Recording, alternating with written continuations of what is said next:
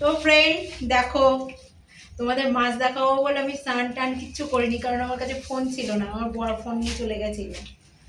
তাই বসেছিলাম। এই যে মাছ কালকে রাত্রেবেলা আনা হয়েছে, মাছ অত রাত্রে প্রায় 9:30টার সময় নিয়ে এসেছি মাছ। তো নিয়ে এসে আর কাটিনি, ওরকম ফ্রিজে রেখে দিয়েছিলাম।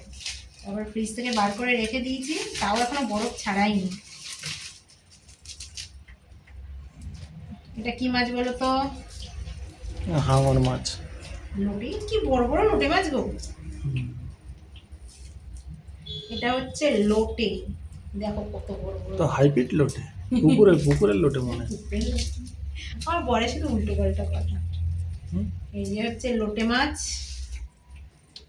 লোটে মাছের চাষ করেছে নাকি এত বড় বড় লোটে?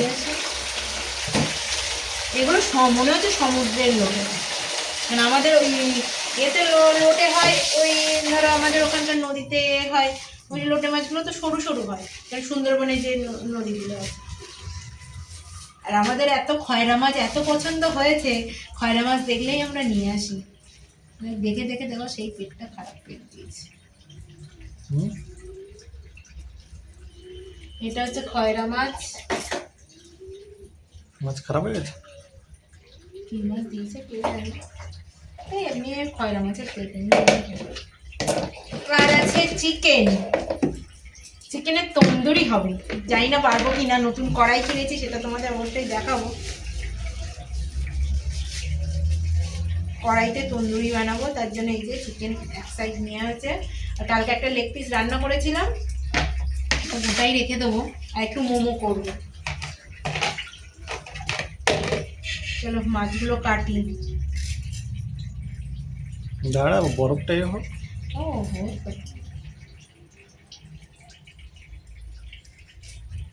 লোটে মাছের তো দাগা পিস হবে সব,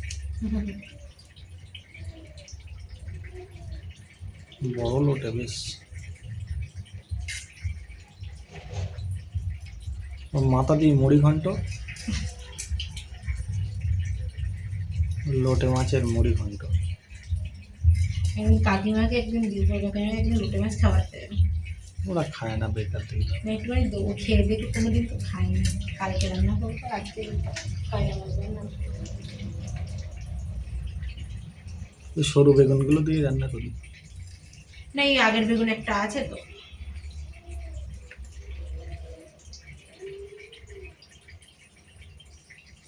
मेसो धोखा दे दिया, वरना 8,000 मिलता।